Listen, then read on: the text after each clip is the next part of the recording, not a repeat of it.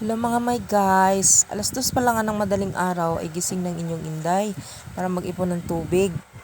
Dahil nga wala kaming tubig sa araw, kaya ganitong oras ako nakakapag-ipon. Abay mahirap na kapag hindi tayo nakapag-ipon ng tubig, baka wala tayong magamit panghugas ng ating wheat po pag tayo ay nadumi. What? At dahil di pa nga puno yung isang balde, ayan dinagdagan ko muna siya ng tubig. Tabang inaantay kong mapuno yung isang balde, iniwan ko muna, pumunta ko ng kusina para magsalang ng sinaing. Dahil may pasok yung aking Diyosawa, kaya ayan, magsasaing na tayo para sa pambaon niya.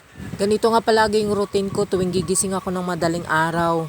At nang matapos nga ako magsalang ng sinaing, ayan, pumunta na naman ako ng CR para magbabad ng aking mga labahan. Kasi maglalaba nga ako mamaya, kailangan ko munang ibabad. Kayo ba guys, ganito rin ba yung ginagawa nyo tuwing maglalaba kayo? Binababad nyo muna inyong labahan sa kanyo kinukusutan. Ako kasi ganito yung ginagawa ko tuwing maglalaba ako. Binababad ko muna ang aking mga labahan bago kinukusutan para hindi ako mahirapan magtanggal ng dumi.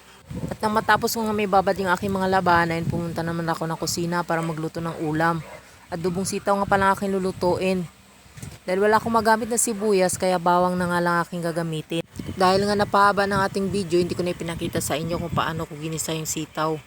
So ayan, pagkatapos ko ng maigisa, tinakpan ko muna saglit bago ko ilagay yung kanyang mga ingredients. Alam nyo na kung ano yun. What?